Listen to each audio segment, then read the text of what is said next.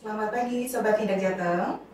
Jumpa lagi dalam podcast mingguan Indahku bersama saya Ririn dalam acara podcast mingguan Balai Industri Kreatif Digital dan Kemasan. Pada pagi hari ini kita kedatangan tamu spesial Bapak Senen SD MSI dari Kepala Bidang Standarisasi dan Perlindungan Konsumen Dinas Perindustrian dan Perdagangan Provinsi Jawa Tengah. Selamat pagi Bapak. Selamat pagi. Apa kabarnya hari ini? Hari ini kabar baik, dan saya selama ini ditugaskan jadi Kepala Bidang Standarisasi dan Perlindungan Konsumen, di mana bidang tersebut merupakan salah satu bidang yang ada di Dinas Perindustrian dan Perdagangan Provinsi Jawa Tengah.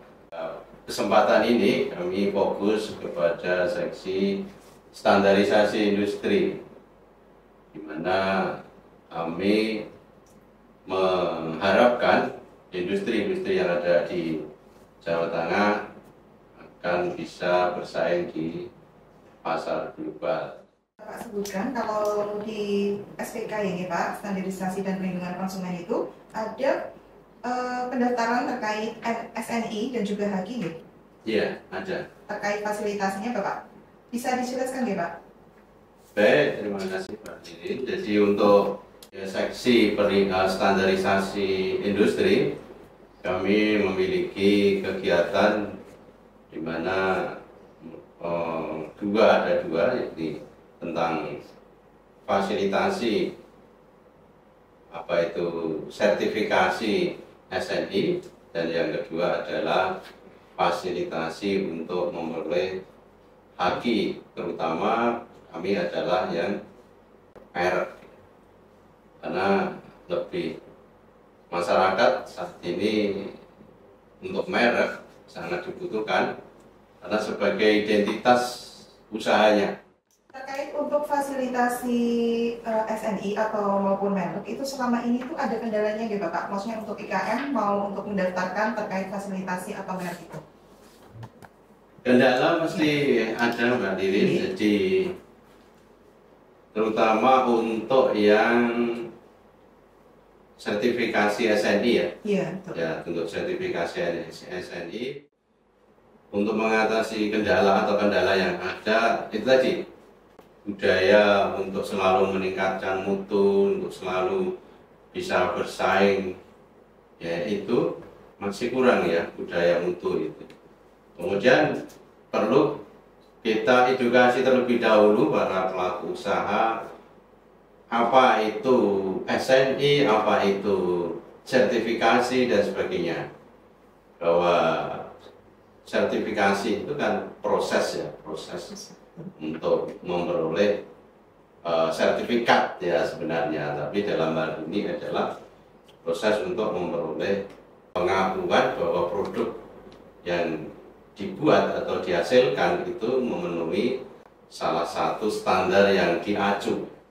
Kemudian setelah pelaku usaha itu dipahamkan tentang apa itu standar, atau kemudian nanti manfaatnya setelah memperoleh sertifikasi SNI ini, tentunya kami tetap masih melakukan bimbingan ya, dalam bentuk fasilitasi. Ini adalah bentuknya adalah bimbingan supaya bisa memenuhi persyaratan tersebut, baik persyaratan dokumen maupun persyaratan manajemen dan persyaratan teknis yang dibutuhkan pada standar tersebut. Di lapangan itu kan banyak juga IKM itu yang tanya, gimana sih Mbak caranya untuk mendapatkan sertifikasi SNI ataupun untuk HAGI juga gitu? Bisa dijelaskan gitu Bapak? Untuk mendapatkan fasilitasi baik sertifikasi SNI maupun merek ya, nanti ada linknya ya, nanti bisa dibaca atau dilihat di layar monitor gitu ya.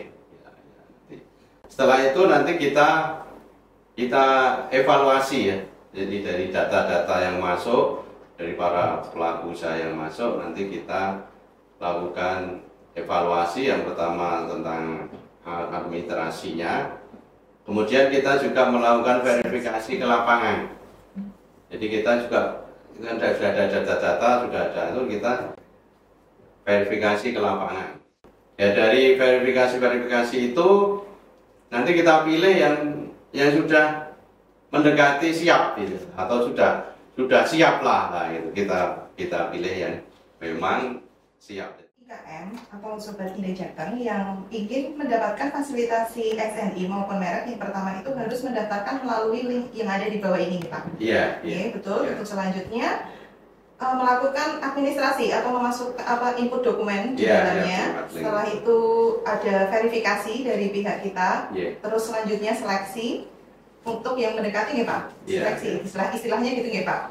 Seleksi baru nanti kita akan memberikan sertifikasi SNI atau fasilitasi namanya. Fasilitasi. Ada yang ingin saya tanyakan lagi. Sejauh ini ada berapakah IKM yang sudah menerima fasilitasi SNI maupun merek?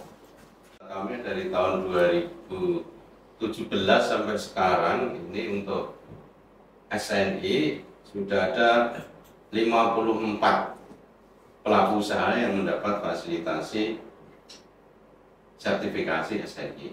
Kemarin itu kan kita ada pelatihan, terus ada IKM craft, kerajinan gitu dari kain. Nah itu bertanya Bapak, untuk SNI, beliau itu sudah bahan-bahannya itu menggunakan SNI. Apakah untuk apakah hasilnya itu harus di SNI-kan juga? Ya, sebenarnya untuk SNI itu bahan-bahan yang menjadi bahan atau menjadi input suatu produk itu juga harus SNI terlebih dahulu ya. Memang nanti setelah menjadi produk yang baru ini harus juga disertifikasi SNI.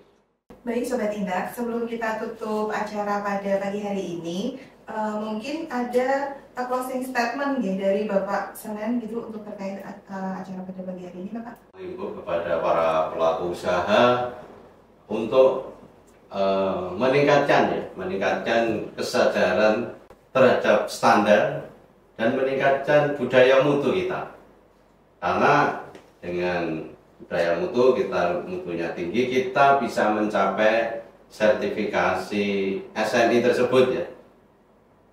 Dalam hal ini dengan sertifikasi SNI kita bisa meningkatkan efisiensi dan produktivitas. Dengan itu juga goalnya adalah kita bisa meningkatkan daya saing. Setelah kita memperoleh daya saing yang tinggi, maka kita akan menguasai pasar baik domestik maupun pasar luar negeri atau internasional. Terima kasih atas waktunya, semoga sehat dan sukses selalu ya Pak.